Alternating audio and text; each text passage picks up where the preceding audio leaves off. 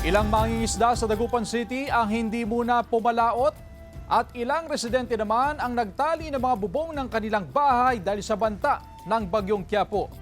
Balitang tinutukan ni Jasmine Gabriel Galban. Bandang alas 7 kaninang umaga, tuloy-tuloy ang pagdaong ng mga fishing boat sa pantalang ito sa Dagupan City. Dahil sa banta ng bagyong Quiapo, minabuti ng mga mangingisdang kumubli o mag-shelter muna. Sa linggo na lang daw papalaot ang mga mangingisda. Tama-tama ng pagdaong namin kahapon na siyempre sa sobrang laki daw ng alon. Itinali naman ang bubong ng mga bahay na ito sa Barangay Pantal. Dahil tabing ilog lang ang kanilang bahay, ay nangangamba sila na tangayin ng mga yero kapag malakas ang hangin dala ng bagyo. Malakas.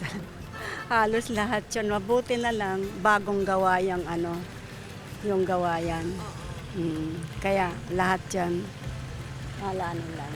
Nakamonitor ang Office of the Civil Defense sa mga lugar na posibleng bahain sakaling magdulot ng malakas at tuloy-tuloy na pagulan ang bagyo Quiapo. Nasasabayan pa ng habagat. Sa datos ng MGB, mahigit 1,000 barangay sa Region 1 ang pinag-iingat dahil sa banta ng flash flood at landslide. Mga low-lying areas po dito sa Region 1 po ang atin pong tututukan sa posibilidad ng pagbaha po and even po yung mga rain-induced landslides po.